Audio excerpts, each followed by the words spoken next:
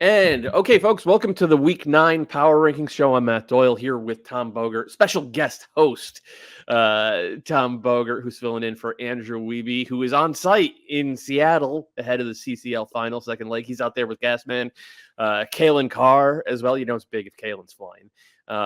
It is potentially, I mean, it's one of the biggest days potentially in recent MLS history, maybe total MLS history, kind of overshadowing even the power rankings right now, isn't it, Tom?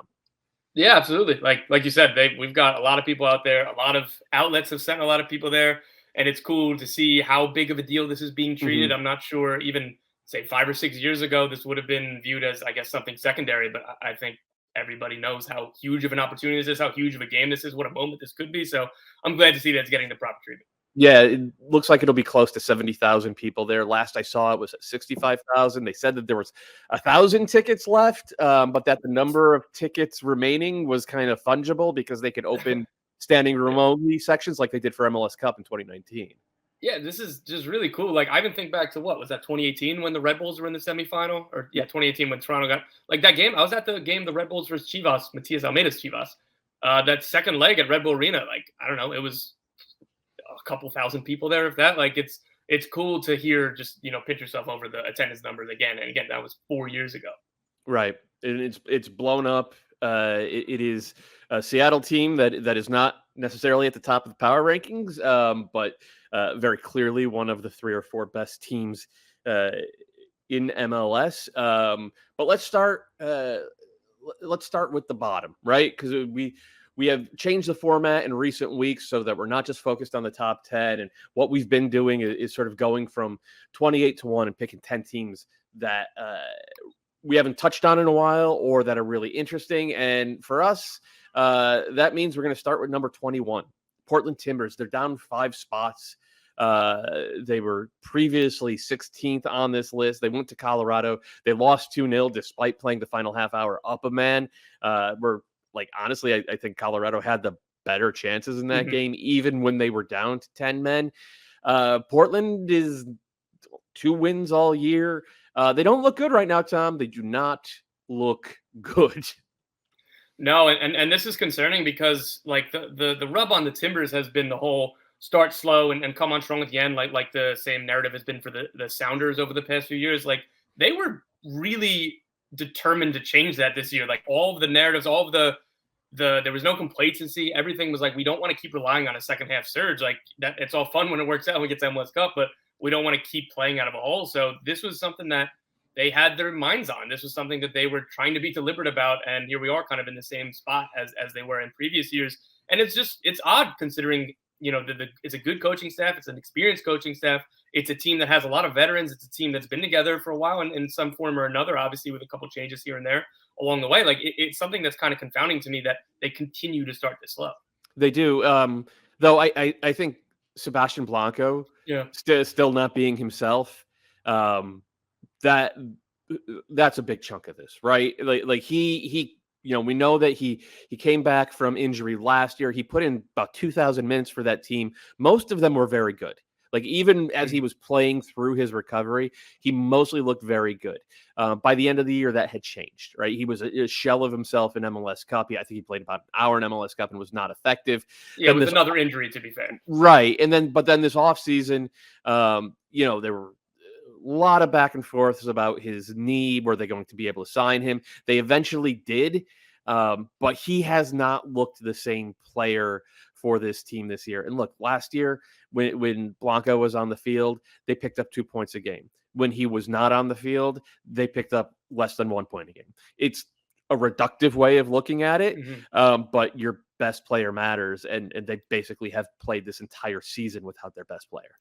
Yeah, that's a good point, and it is a simplistic kind of takeaway, but obviously his importance is really oversized. It's oversized with the team. It's not quite, the heliocentric Minnesota United with Emmanuel Reynoso, but like you said, I wish that we had something, more specific, better and more nuanced to say. There are more nuanced reasons for this, and it shouldn't be as easy to say, well, our best player isn't playing, so guess we're not going to be very good. Obviously, that's why you plan. That's why you have multiple different attacks. That's why you have Jimmy Chara. That's why you have Santiago Moreno, but it is obviously a big part of the equation. And to give the glass half full kind of look at it, like they have 5 ties. If they turn 2 of those ties into wins, they're on 15 points and they're, in 5th or 6th. Like everything's jumbled right now. It feels like a slow start, but things change really quickly in MLS. You 2 wins in a row and a couple results go your way. You go from 10th to 4th at this stage of the year. So, it's not the ideal start, but obviously there's plenty of time left. Yeah, they're only 1 point below the line. They're going to try to fix some things by signing a new forward. Now, this is probably not as big a signing as maybe it was rumored to be a couple of weeks back.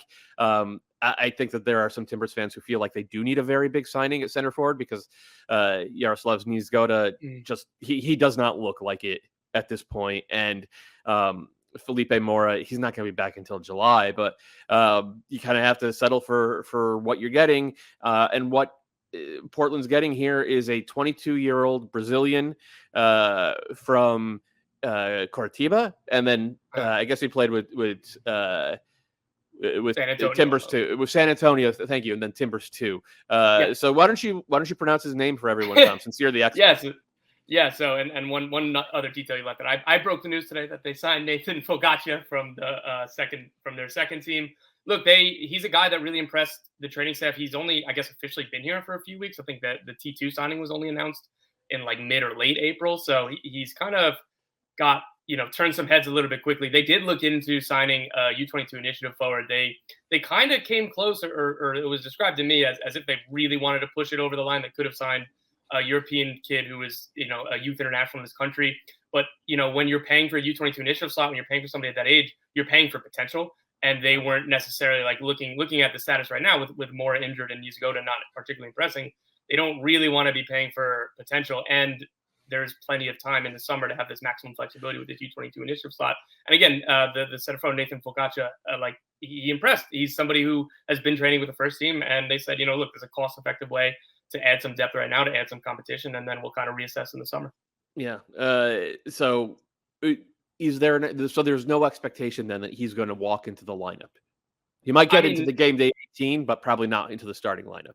I mean, and anybody being elevated from the second team to the first team isn't expected to do that. That wouldn't be fair, or they would have signed him to the Timbers initially. But again, like you said, Niezgoda, he's really not looking great, which is really unfortunate. There was kind of a period before his ACL injury in 2020 where he looked really good over like a month, and he had been coming back from an injury before he tore his ACL. So it's really sad kind of to see that he hasn't gotten back to form or really showed a lot of why they made, $3 or $4 million signing on him. But so, yeah, I think he'll have a real chance at minutes. And if he scores, it's not like he's going to be held on the bench.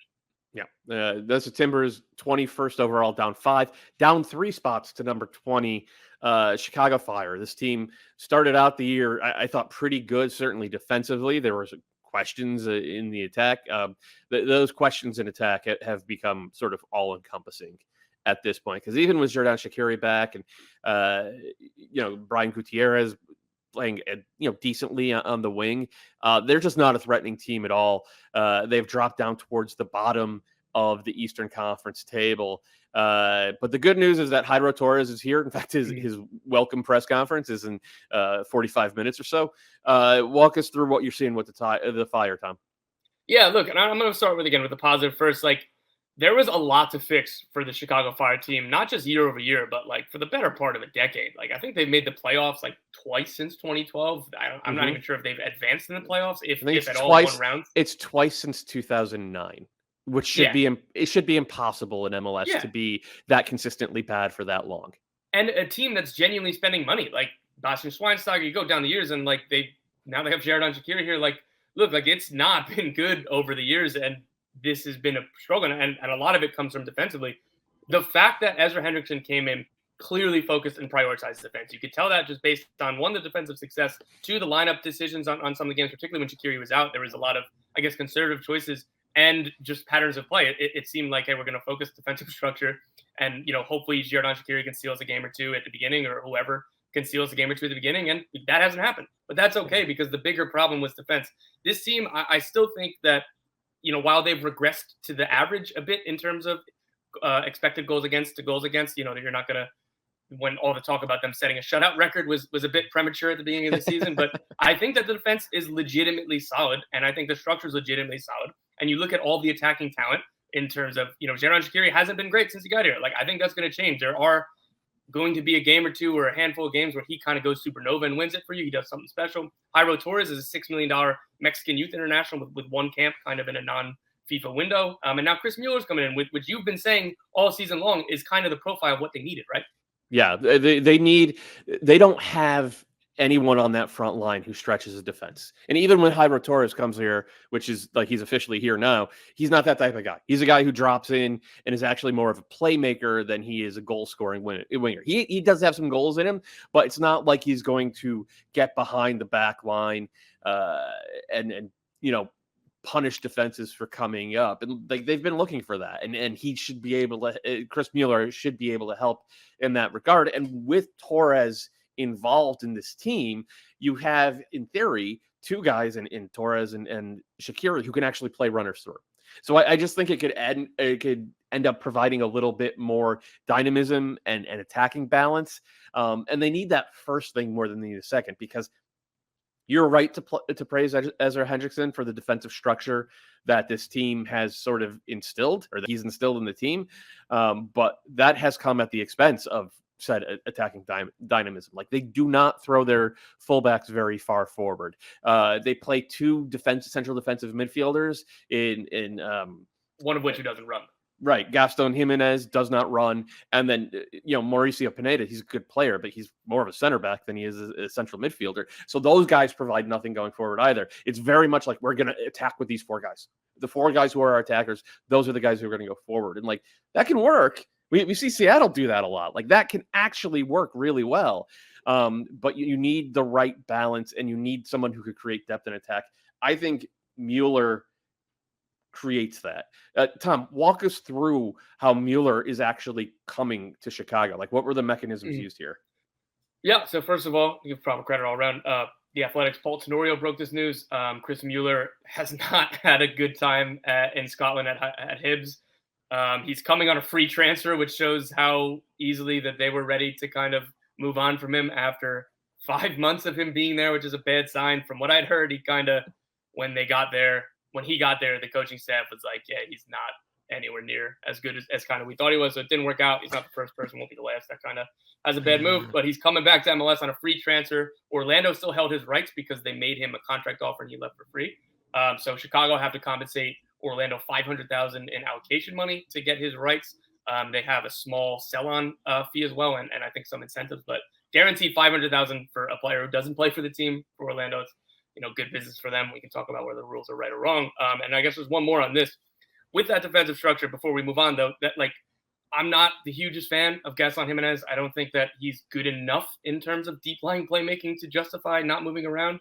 Would Federico Navarro and Mauricio Pineda in the midfield kind of help this team? I know that that's not exactly the most attacking foundation, but I think that frees up Jairo Torres, Xherdan Shaqiri, and Chris Mueller kind of have more freedom to operate. Yeah, I think benching Gaston Jimenez is for Fede Navarro, even though Fede, think of it more like the Artur role in Columbus, right? Like Artur, we think of him primarily as a defensive player, but he helps that attack with his range and his ball winning all over the field. And if you have Fede Navarro out there playing that role, and then you have Mauricio Pineda sitting, that I think allows a little bit more dynamism, if not necessarily pushing into the attacking third, but in terms of where possessions are starting from for the Fire. Like if you go into second spectrum and you look at where the possessions are starting from, it's all like deep and central, and like, okay, that it's not the worst thing in the world, but you're certainly not weaponizing any sort of your ability to transition. The other thing that I think we'll probably end up addressing in weeks to come, if it doesn't immediately click, is should Shaqiri go out to the wing, and should Jairo Torres play inside as the number 10? Because Torres has been playing as a number 10 all year long. Since the start of 2002, he's been playing as a 10 for this Atlas team that won the title last year. Shaqiri, we know he's played most of his career as an inverted winger. We've seen inverted winger, Carlos Vela, right, had the greatest season in MLS history as an inverted winger. that feels like a possible solution to me, but that is down the road. The news for today for Chicago is that Iro Torres is here. Chris Mueller not officially here yet, but probably soon. And all that is a needed bit of sunshine for a team that has not had a good month, and down 3 spots to number 20, up 6 spots to number 16. The New England Revolution. The Revs had been really, really, really bad all year long. And there are a couple of things that have been happening, right? Like injuries being one of them. They have addressed those in part by getting guys fit. And that includes Matt Turner, who was back in goal this weekend and had himself a shutout where he didn't have to work very hard. But the other one has been team shape. Like the Revs, like Bruce Arena was holding on to that wide diamond for dear life. And I understand why, given that this team had 73 points last year, but we saw repeatedly against good opponents in CCL against Pumas, in the playoffs against NYCFC. Like, this team gives up so much space in central midfield, and it asks Matt Polster to handle so many different runners at once, that the wide diamond had become a liability. This past weekend, we saw what looked much more like a 4-2-3-1 in attack, with Tommy McNamara sitting, deeper next to Polster and then taking turns pushing forward. And in defense, it was more just like a classic 4-4-2, like a Bruce Arena style 4-4-2. It looks like that conversation, that heated conversation that Carlos Heel had with Bruce 2 weeks ago, kind of paid off. Yeah, I mean, it just feels like a basic solution, and particularly at like the beginning of this year, like, you go back to the playoffs, and we've talked about that as well, that it seemed like that was where the bulk of their problems came, where Matt Polster was getting overloaded in the midfield, and they were kind of getting burned like that. So it's not like this is a new problem, and I'm not sure why it took so long to just say, hey, Tommy McNamara, instead of playing as this weird hybrid, wide player, more so sit next to Polster, and we'll have an extra man in the midfield. So I'm just not sure. Again, like, we're not in the room, and again, injuries hurt, but like, that felt like a basic switch, and it's positive that they've made it. Do you think that that's something that's going to continue? Because Dylan Barrero is coming in, and he's a winger. I know that if this does continue to look like a 4-2-3-1, but there's kind of a lot of pieces in that attack. There's a lot of pieces that don't necessarily fit. If it's one true winger, then you have Carlos Heel kind of playing as an inverted winger, or Gustavo Bo rather, kind of just sitting outside. Like how do you kind of navigate that when Barrero comes? Yeah, it's a good question. I don't know the answer to that, especially with Gustavo Bo coming back. Like, he's a very limited player. He really only functions well as a second forward. But like, there is a chance that Bruce is thinking of Bo more as a possible center forward, if and when Adam Buxa is sold. And then the other thing is that, like, we saw a wonderful goal from Damian Rivera, who's a homegrown kid, 19-year-old homegrown kid from the Revs. He scored inside the first minute. He's really more of a winger than he is a forward. I think Justin Rennicks is more of a forward than a winger, but he can play on the wing as well. So they are starting to build some options to be a little bit more flexible in terms of flipping from the 4-4-2 to the 4-2-3-1. But whatever the formation is, I think the takeaway is, like, you have to have those two central midfielders deep, man. Like, you cannot allow your D-mid to play 1v3, sometimes even 1v4, with the way that NYCFC were overloading them in last year's playoffs. So Dylan Barrero, he is talk us through this new acquisition from the Revs. Yeah, I mean, they've known that they were missing the Tajon Buchanan dynamism. That wasn't news to anybody. That was something that they were hopeful to address in the offseason. And they kind of didn't. Like, obviously Sebastian Lletget came in, and then some other guys came in. But, what was told to me when they signed Barrero was that we need somebody who could kind of be dynamic on the dribble like Tajon Buchanan was.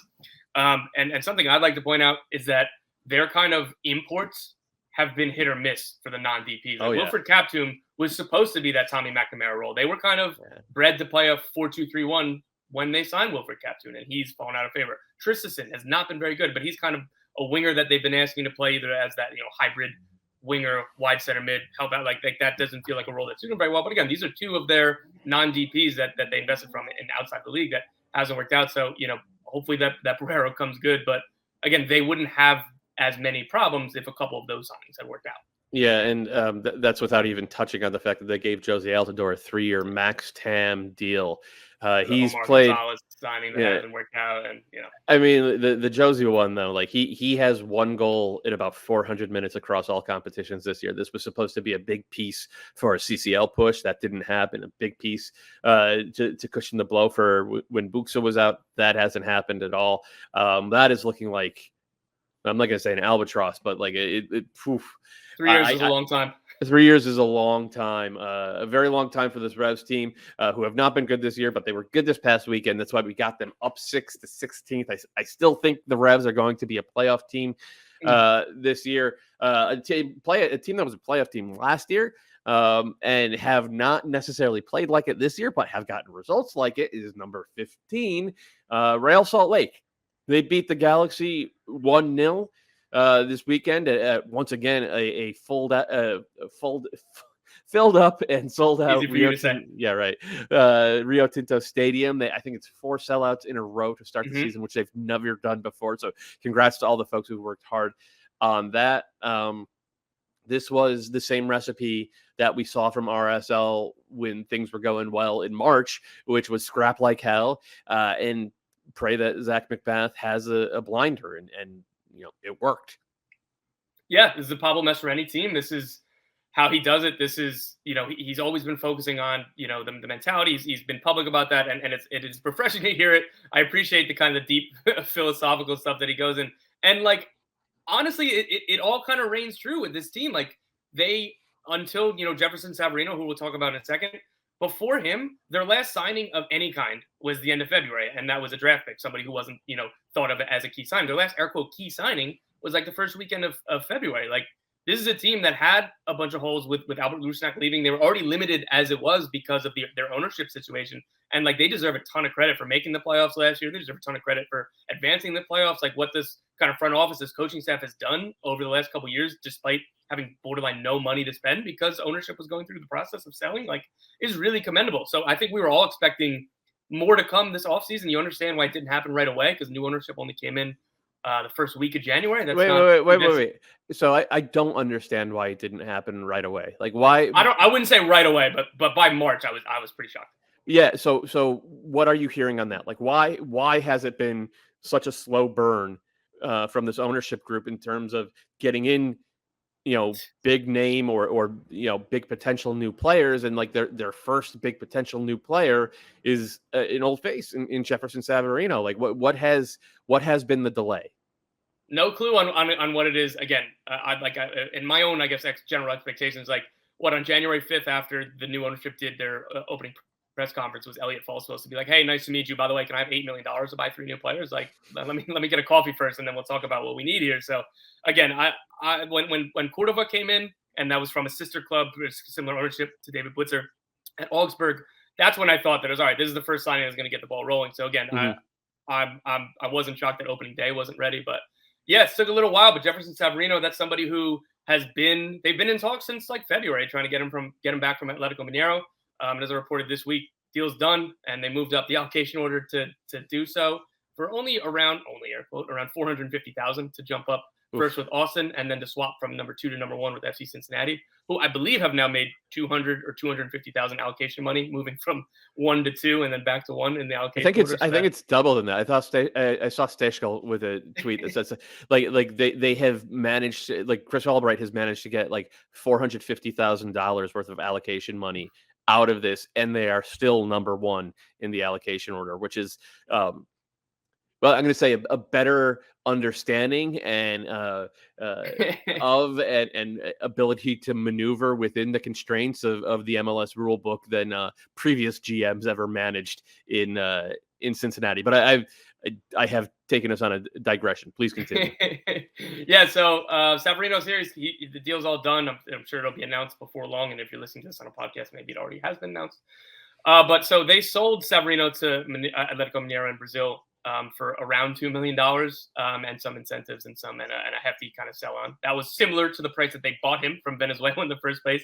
He came here, he was really good as DP, and then he went to Monero, where he was also really good and has similar numbers of goals and assists. It's weird, kind of the symmetry of his career. He's coming back for $2 million plus 500,000 in incentives, plus Monero get 20% of his next deal. So it's like the same kind of deals that have 3 times he's been sold for this amount of money.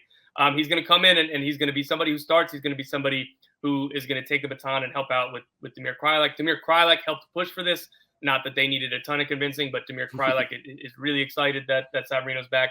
Obviously, Mastroeni wasn't there when Savarino was first there, but he hasn't heard anything but good things. He's really excited about getting a chance to work with him. Some folks have said that, he's matured on and off the field. He's 25 now. It's it could be a really good signing. He's a Venezuelan international. He's somebody who knows the league. He's somebody who knows the city. Like it's a good narrative. And again, not to go too far out of the way, but they are hoping, they were looking for, maybe to add a left back before the window closes, but I don't have any updates there. The fit is weird, right? Because Pablo has made it pretty clear he wants to play 3-5-2. He wants to play with wing backs. He wants to have, Kreilach up top with a partner. And Savarino's not a wing back. Savarino is definitely not a forward, not a center forward, not a number 10. He has really only been effective in his career as a winger. Go ahead. I was going to say, what if they do it more like the kind of the Nashville structure of it's more 3-4-2-1, or where Hani Mukhtar is kind of second forward but kind of floats around, and then Leal is a little bit further back. What if Savarino has kind of the license to float underneath and maybe find the half spaces where he kind of likes to work rather than all the way out wide? Yeah, I mean, it could work, but then you're asking Kreilach to play a role that doesn't really suit him, and Kreilach's been their best player the past 5 years. So it's an odd fit. It to me, it points to them going in a different direction in terms of formation than we've seen from them for the most part under Pablo. I mean, that said, over the past month, they haven't had anybody healthy. So, I mean, this one, they played a 4-4-2. He's been really flexible with in terms of formation, as long as the human spirit is good. And the human spirit has been good for RSL all year. We're going to jump forward now. Let's take a look at the top 10 first. We'll throw up the slate. Nashville, Dallas, Montreal, LA, Austin. That's 10 through 6. And then the top 5 is Seattle, the Red Bulls, NYCFC, Philly, and LAFC. I don't think there can be much complaining about that top 5 at all. I don't even really have many complaints about the 10 through 6. Austin's a little bit high, but we're gonna find out over the next couple of months whether I'm right about that or I'm wrong about that, because they have you can only beat the teams that are in front of you, and they've mostly done that. Yeah, you've already undercut my whole argument, so thank you for setting that up. There you go. You can put it down. But yeah, I mean, I think people are probably going to quibble with Seattle just because of their MLS form, but like, I don't really care. They're very clearly one of the best teams in the league, and they're in a CCL final. Like, I don't mind that they haven't picked up a ton of points early on in MLS. Yeah, I agree with that. We know that people in the comment section don't. So it's, you go off, guys, and enjoy yourselves. Shout as loud as you can. Tom, at number 10, Nashville. You were there this past weekend. They opened up their gorgeous new stadium. First things first, tell us about the hot chicken. The hot chicken was very good. The local beers that I had to test for science, obviously, I was a hero by doing this, checking out all the bars, the local bars. Everything was very good. The hot chicken was great. Nashville is a wonderful city, and I know it gets the rap of the bachelorette capital of America, but there are a lot of wonderful parts of that city. So I thoroughly enjoyed that, and the stadium is man, it's as good as it looks on TV. It's that good in person. And Gary Smith noted this in his post-game press conference, but the acoustics is the word he used. Like the noise there, it's really something. It was really cool. Was it like a real like wall of sound type thing? Yeah, I mean, I don't know. Like I got out of the press box and was sat in like an auxiliary area because I wanted to be in the open air. I wanted to kind of experience everything, and that area was to the right of the supporter section. It was the goal that the side that Leal scored his penalty on, and oh my God, it was extremely loud. I was sitting next to friend Ben Wright, and we really have to lean in to talk to each other. So I think that was super cool. Nice. So if you're watching this on YouTube, you're seeing that the highlights are not from this particular game, but are actually from Nashville's finishing struggles from throughout the season. And we saw a little bit of Absolute hater.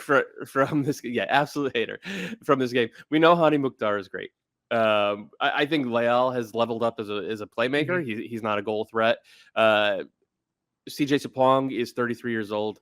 He has never been an elite forward in MLS, and that's about it in terms of the threats, the attacking threats on this team. And look, playing the way that they did on this 8-game road trip, which went very well for them, getting 3 wins, 3 losses, 2 draws, like that's a very good road trip.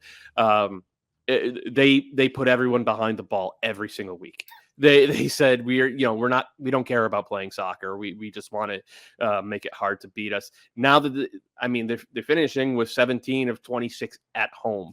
There's a little bit more of an obligation to carry the game. I think we saw that against the Union, and to use the ball in doing it and to create chances and create goals off of that. And there's it's tough to have a ton of belief that they're gonna manage it.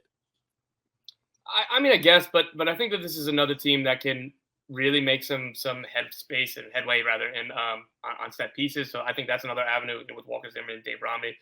I don't mind that they have a long throw with Dave Romney. I think that kind of helps put pressure. And again, the way that that just kind of fits the ethos of this team. So I think that they're going to be able to kind of find goals from non-forwards. But that being said, like the 3 central midfielders that they use, they're deeper players. Obviously, they're not.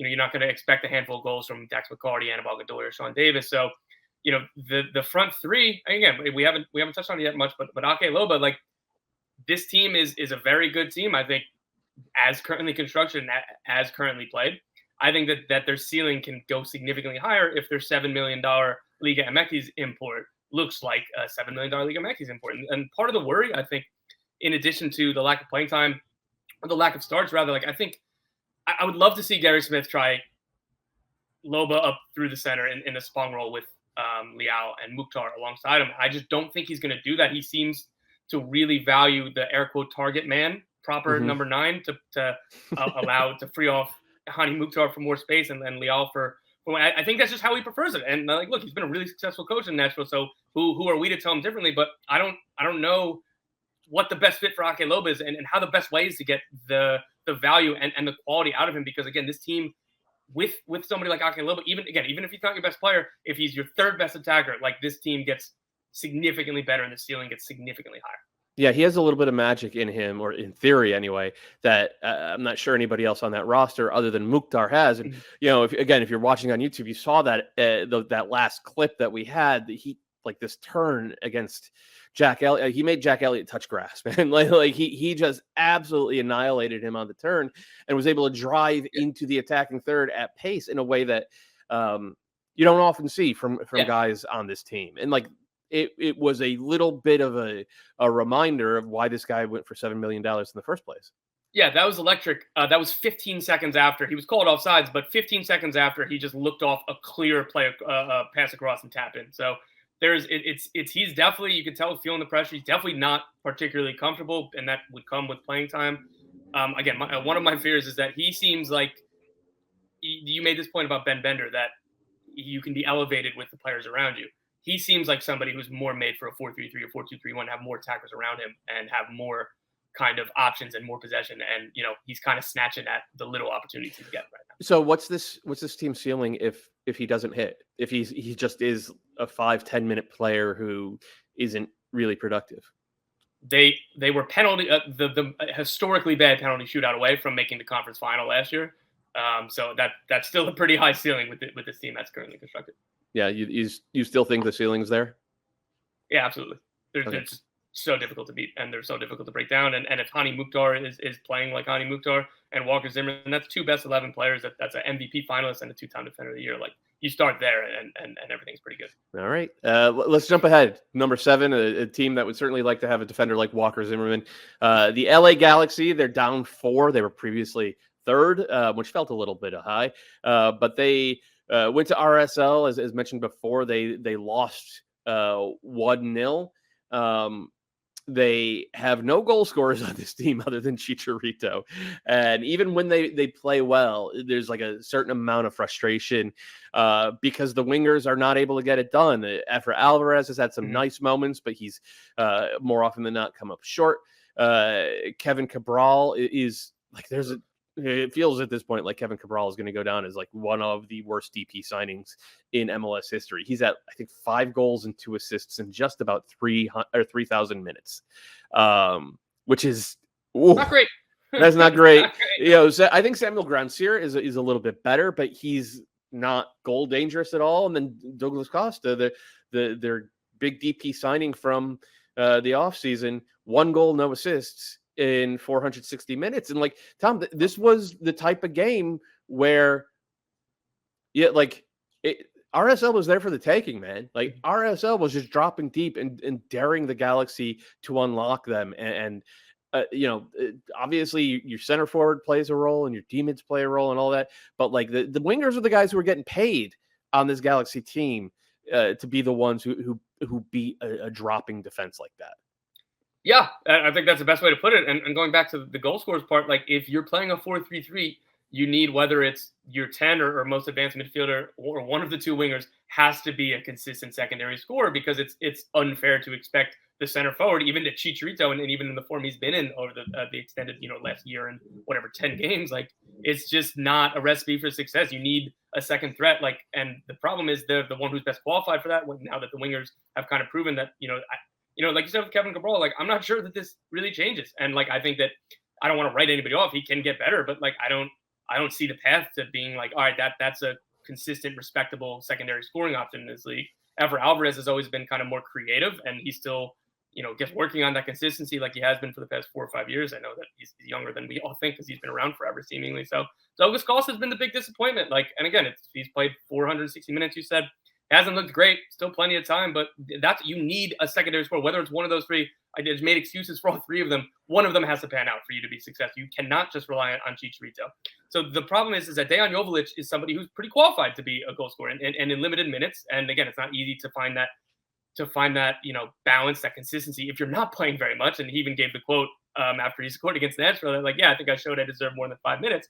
It's not easy to find that consistency and that scoring form when you're kind of coming off the bench and in limited minutes. But this team, and I'm going to steal your point before you make it, like Greg Vanney has played a 3-5-2 in the past. Like Joveljic obviously can't play on the wing, and Chicharito obviously can't play on the wing. There needs to be a little bit of a consistent run with these 2 players playing together, and that means that you're going to have to sacrifice Douglas Costa and Kevin Cabral, unless that one of them, probably Costa, you think can play as a 10, because neither of them can play wing back. So you're going to have to drop 2 of your DPs to get a U22 initiative signing on the field. Yeah, it's not optimal roster building. I will say this about Douglas Costa. They played him as a 10 this weekend. And he was on for an hour before they took him off, because for that entire hour he was just strangling Galaxy attacks in the crib, man. He was like, he does not move the ball quickly or accurately at this point. He doesn't really work hard off the ball either, frankly. I liked the idea behind this signing in some ways, especially because they only gave him 2 years, and I think the second is not guaranteed.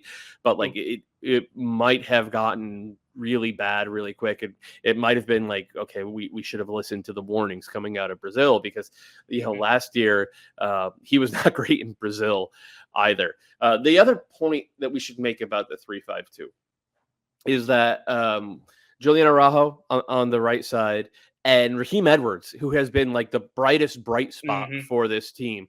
Those are 2 guys who can play, like, that might actually be better as wing backs than they are as overlapping fullbacks. So like, if you look at just the guys who have performed this year, right? Like going to a 3-5-2, it's no problem for Marky Delgado and Ryan Raveloson. Right, it's no problem for Chicharito. Gets him an actual strike partner to work with a little bit, and it's no problem for either of the fullbacks who have been, well, Araujo struggled, but like Edwards has been superb. Yes. Like it might at this point check too many boxes to the point where if you don't switch to that formation, it's like a sunk cost fallacy. You're only doing it because you spent so much on Cabral and Costa, and to a lesser extent Grandsir.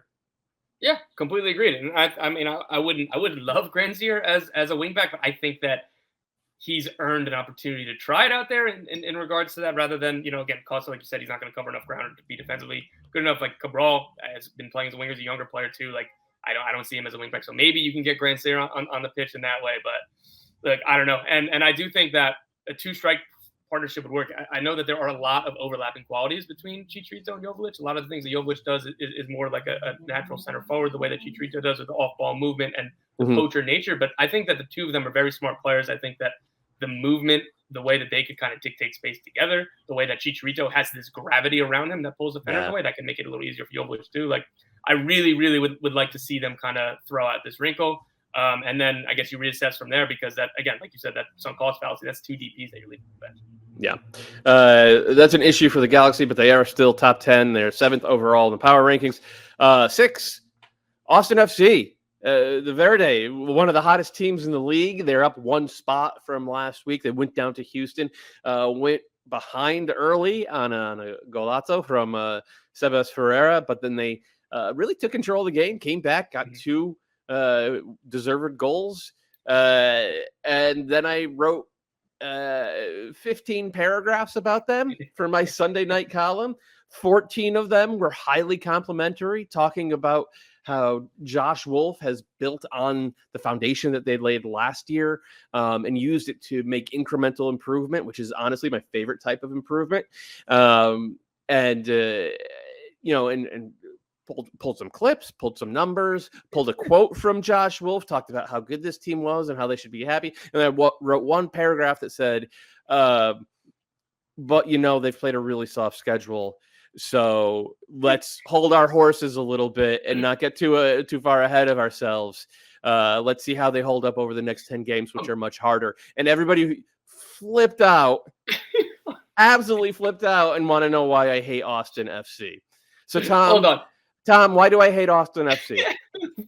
First of all, I'm going to play both sides here, because one, I do think in your defense, you got hung to dry with a good headline, but it was like, why you're unconvinced. I think that did a lot of carrying to the people being angry. 2, I think that there's a little Weeby syndrome in that they're still upset that Weeby has the same question. So I think that you were just jealous and you wanted to get a headline in the Striker, Texas, where somebody says, I don't care what Matt Doyle thinks, or whatever they said about Weeby. But to go on the other side, I think you're underselling a little bit. Oh, it was so complimentary for 14 paragraphs. And then there was just one teensy-weensy bit about, and you were pretty much saying it. Yeah, all the problems of why they were the last place team in the West is still there. That's doing a lot of legwork for you there, I think.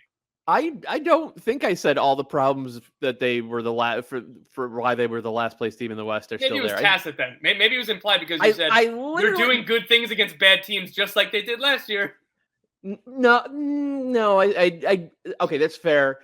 In attack, right? In attack, they were very good against bad teams last year. And this is the point I'll make about Austin. They're really good on the ball, and against bad teams, you can look really, really good on the ball. You could dominate games, and if you score goals, you'll actually win games. And they did that infrequently last year. And this is so one of the things that Austin fans pointed out was that we beat Portland twice, and we beat Sporting Kansas City once. So, it wasn't all bad teams. And I would point out that you beat Portland twice without Sebastian Blanco.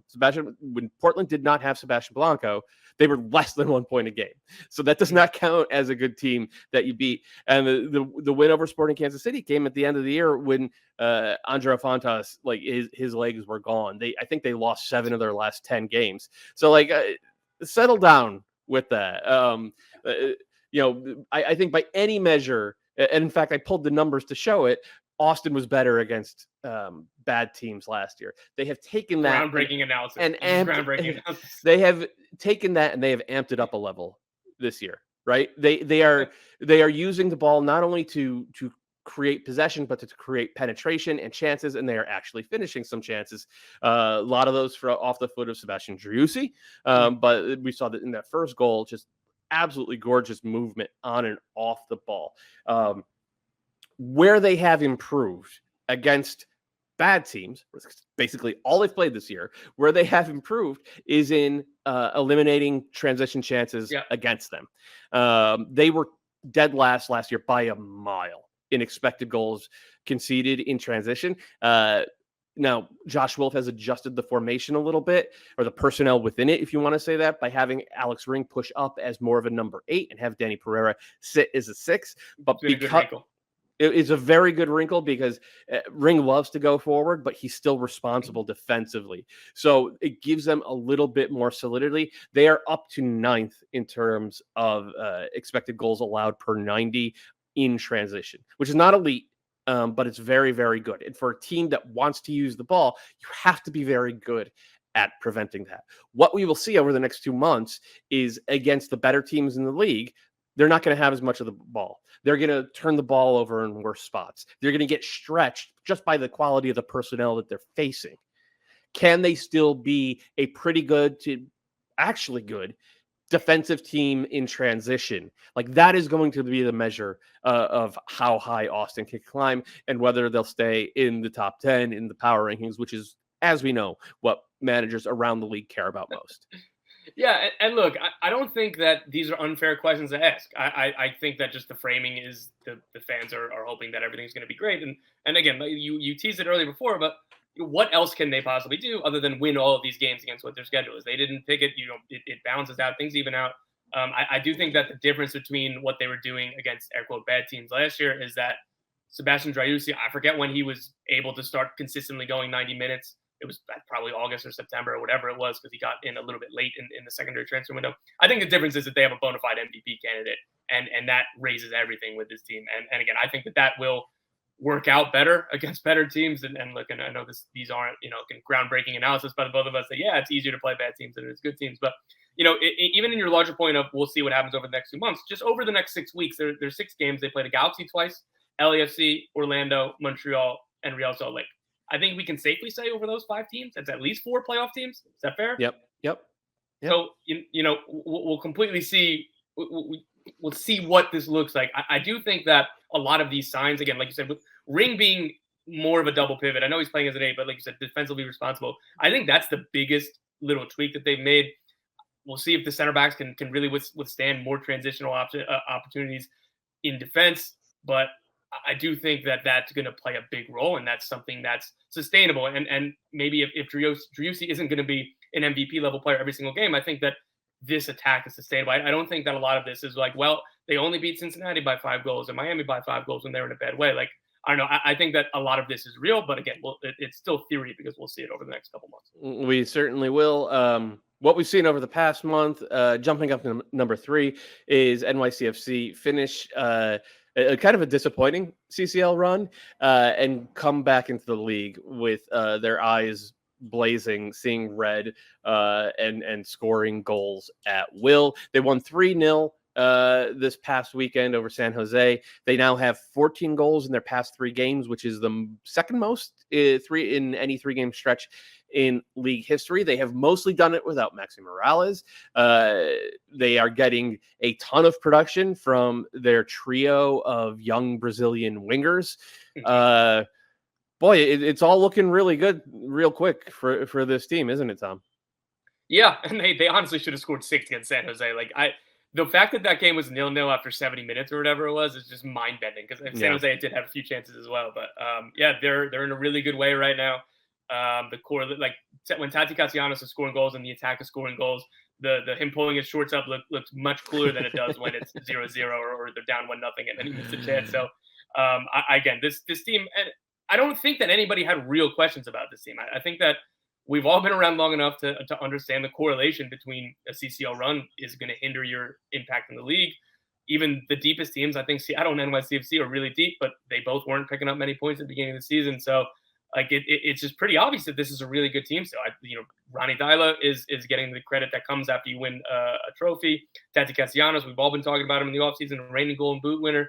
I think Maxi Morales, he just came back. He looked very good over the 20, 30 minutes, whatever it was. So I'm going to interrupt you there, and I'm going to say I did have questions about this team when Maxi went out. Because this team, Maxi Morales has been like their Nico Ladero, man. Sure. It hasn't been that cut and dried where for years Nico was the entire system, but he has been the irreplaceable man for this team, and the fact that they did most of this without him, it really bodes well for the future, and Santiago Rodriguez's ability to come in and play as that number 10, but that's on top of Thales Magno playing so well, and Thiago Andrade, who at times last year looked like he was completely uninterested, now being an absolute weapon. The new Gabriel Pereira, the new signing that they made. All these guys come into this team and they get better. They improve, and like that is like that. It's tough. Like if you have owners that spend and you have players that improve, you're going to be good forever. Yeah, and again, with a good coaching staff and a good structure and everything else that they have going for them, I think I'm going to harken back to another one of the things you wrote. When you talked about the collection of talent versus players that fit well together, like I think Thiago Andrade is a really good foil on the opposite wing to Thales Magno in terms of their playing ability and their playing styles. Santi Rodriguez as somebody who can both play with Maxi Morales and, again, try to do some facsimile of Maxi Morales when a 35-year-old isn't available. Like, again, as you already said, nobody's going to be Maxi Morales in this team right now. Like, I like Santiago Rodriguez with Maxi much more than I do without him. But yeah, the midfield is balanced with, why am I blanking? Keaton Parks. There's just a lot of good things with this team. And the larger point that I was trying to make is that all these pieces fit together. There are a lot of players who have complementary skill sets. That they don't have a lot of overlapping skill sets. I think that Tati Castellanos obviously makes it a lot easier on players with how defensively elite he is, what he can do in hold-up play in terms of, in addition to rather, the goals that he scores. So that's going to be, I think, a big question I have as to if and when he does get sold in the summer. And by the way, I heard as of a couple weeks ago, it was still, a little bit quiet on that front. There's plenty of time for European teams in the summer, but we all expect them to be gone in January, and I still expect them to be gone this summer. But who knows where it's going to be or when it's going to happen. So whenever Tati does go, like I'm going to have questions about this team, but I think that everywhere else on the pitch that they have guys who complement each other very well. And given the track record of City Football Group and David Lee in this front office in terms of talent acquisition, I'm giving them the benefit of the doubt that they're going to figure it out. Is there any chance that they say, Tati will give you $6.5 million a year to be the best paid and most, the best paid and best player in MLS? That would require Maxi Morales being brought down. I'm sure or certain that he can be, or Thiago Martins. I don't know what the timelines would be on there. I do know that Tati Castellanos was very unhappy that the promise of being sold in the winter never came to fruition because the offers were never there. Well, credit to him for being a pro, because he's got to be disappointed, but he has not played like a guy who's sulking, even though he missed an absolute sitter late in this one. That's number 3, NYCFC. It's worth noting, though, most of the advanced metrics I look at have NYCFC and the Red Bulls top 2 in the league. Though there is one, StatsBomb's G+, or it's not G+, StatsBomb's expected points model actually has Philadelphia Union as the best team in the league. They are number 2 in the power rankings this week. They went to Nashville, survived a first half onslaught. It helps when you have arguably the best goalkeeper in the league. Got themselves a goal and then held on for a point. I think it's a pretty good point at Nashville. They're not playing great, but they know how they want to play. They're really tough to break down, and we got them number 2 in these power rankings, Tom. Yeah, I mean, I've been on this team for years, and I think this offseason I was trying to push that, look, they need to be looked at as Shield favorites, maybe not necessarily favorite, but like in that top tier, because this is a team that was returning a ton of talent, a ton of their core. They have a coach of the year in Jim Curtin, one of the best in the league. They have best 11 talent at goalkeeper, both center backs, left back, and defensive midfield. They added 2 new attacking DPs, and they were getting the first full season for Daniel Gazdag. Like, that team should be talked about more. It doesn't matter how much they spend or lack thereof. Like, this team is one of the absolute elite in the league. And even again, we say that they didn't play entirely great against Nashville. They kind of did the plan. Like, if you have the luxury of having Andre Blake in your team, like, you can withstand some of these things. You're going to overperform expected goals models because he's so damn good. Like, this is all part of the plan. So, look, I think that this team has been getting a lot of respect lately, and they deserve all the respect. And this is again, they're just defined tactics, defined philosophy, and these tactics kind of lend themselves better in the regular season. But I do think with all of these, again, all of the best 11 talent that they have in particularly in the spine and defense, and we'll see what Julian Carranza and Mikel Ulrich can continue to do in attack. Like, this is a team that lends very well to a supporter shield chase. Yeah, I agree with that. I'm not sure it lends itself as well to a cup chase, right? Because I do think you need that high end at least one high end attacker who could just come out and win you a game all by by themselves. And I don't think Daniel Gazdag is that guy. I think he's a nice player in MLS, but he's not an elite match winner. Julian Carranza is like a really good two-way forward, super effortful in terms of running the channels and defensively, and very unselfish as well. Michael Ura, if you're watching on YouTube, you're about to see his first goal for the Union, which, by the way, if you watched his highlights from Denmark, he scored the same goal about 1,000 times. So like they obviously very well scouted for the Union. They know exactly what they want, but it's an open question as to how good he can be in MLS. Right. Like last year, Tati Castellanos was the best player in the playoffs, and like, like you need a goal scorer like that. The year before it was, Lucas Zelarayan, who's not a regular season player, but who is incredible in tournament play. The year before that, Raul Ruiz Diaz, Josie Altidore, this guy Joseph Martinez the year before that, Josie Altidore the year before that. Like there is this archetype of goal scorer or elite number 10 that I think you need to have in order to be a cup winning team. And it's still just a massive open question for Philadelphia. Yeah, no, and that's all completely fair. But again, that's why I tried to be specific about the supporter shield aspect of it. But so I do think that, again, it lends themselves better to a regular season, and with all the depth that they have and the homegrowns that are legitimately pushing for minutes, they're players who are ready. I'm going to be writing something about that. So I hope to hear more on that or be able to tell more of that. But again, I think that even more so than the air quote top end talent, that top end attacking elite talent, I think that the bigger question for me is, do Kai Wagner and Jose Martinez remain with this team when the European windows are closed this summer? And like, honestly, if I had to guess, I don't think so. But I said that in the winter too, to be fair. So that doesn't mean I'm going to be right. But like, look, Kai Wagner came close. Fulham and Brentford really wanted him. Like this was a deal that came close. Jose Martinez is a Venezuelan international. A bunch of clubs, for those who are already scouting him in MLS, like loved what he did at the Copa America. That was kind of just proof of concept of what they had seen in MLS. Like he's 28. Like I'm sure if you're him, the time is right now. If you're going to go, or 28, I think at the end of the season, whatever it is, the time is right now for him to leave. Like I'm not sure that both of these players are going to be here. Is it Leon Flock who would step in for Martinez if Martinez is sold? I mean, maybe. I do believe that they would absolutely sign another defensive mid. I don't know.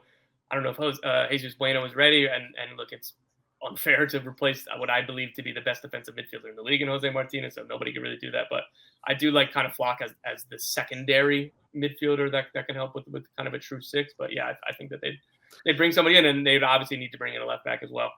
All right. That's Philadelphia Union at number 2. Number 1, I don't think it's any surprise. They've been topping the supporter shield race for most of the past 2 months, I guess. And they pulled off yet another pretty, I think, commanding win this past weekend. It's LAFC. They beat Minnesota United 2-0. They might have been unanimous number 1 in the power rankings. All those advanced stats that I mentioned that have the 2 New York teams at the top, and even the one that has Philadelphia at the top, like LAFC is right there in that tier. Right? It's margins, and we're only like a quarter of the way through the season, so none of that is definitive. But this team is the way I've described it, Tom, is like they have a level of solidity in their play that even that 2019 team, the one that had 72 points, the one that I think is honestly the best. They played the best soccer of any MLS team I've ever seen. That team was not solid. They were overwhelming. They were explosive, but they couldn't lock you up. This team, the second half, they allowed basically one chance to a Minnesota team that had been kind of cooking. They just locked them up and they wore them down, and it was bend not break, and then eventually Minnesota break. Like LAFC just outwilled them, man. It wasn't just pure talent. It was like their will was stronger and they imposed it throughout this game. And they've been doing that a lot this season.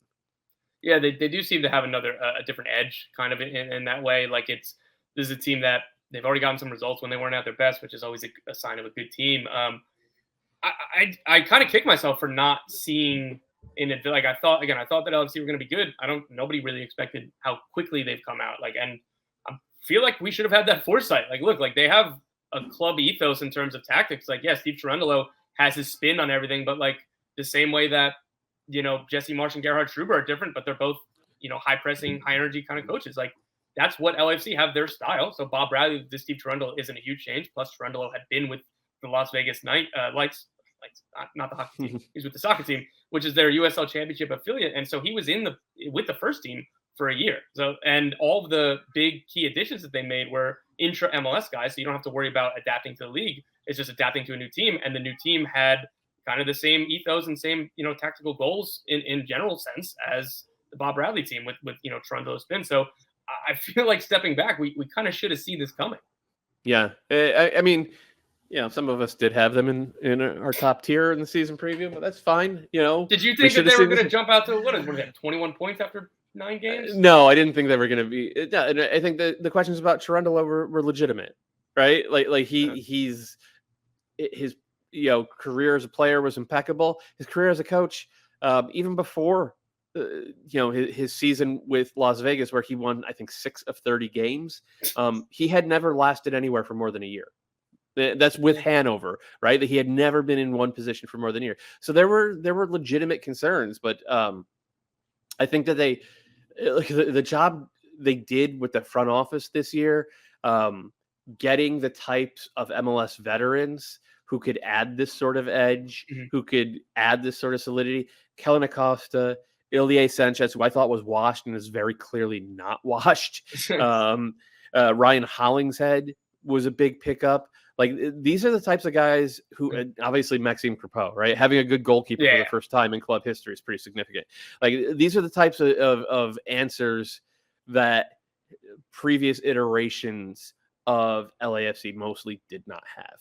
And I think that Thornton deserves a lot of credit for that, because it's easier to go for the shiny object and to say, this is this signing that we're making that's going to be a savior, rather than being smart and targeted from within the league. But smart and targeted from within the league sure does seem to be working. Yeah, and I think another big positive for LAFC is that, Vela scored a hat trick in the season opener or whatever it was. Other than that, they haven't had an attacker kind of go supernova like that. You know what I mean? And they have Vela, who has that game-changing ability to win you points if you're not your best. Like Brian Rodriguez, I think you and I still might have the most Brian Rodriguez stock, but I think that he has the talent to do that as well. So they've had really just one game where one of their attackers has just gone supernova and won a game, and they played well that day anyway. But the larger point is that I think that there's still another level to come, and this is not to mention they have an open DP spot. Yeah. So things could get even better for this LAFC team come the summer. They don't look like fading at all between now and then. The transfer window, the primary is this primary or secondary? Primary transfer window closes tomorrow, May 4th. Tom will be mainlining Caffeine between now and the close of the window. And of course, also on May 4th is the second leg of the CONCACAF Champions League finals. Seattle's hosting this one against Pumas. It's 2-2 after the first leg. There are no away goals, so it's dead even. Sounders have a home game to become the first MLS team ever to win the CCL final. So don't forget to watch that one. There'll be complete coverage of that on MLSsoccer.com, as well as everything else. Go ahead, Tom.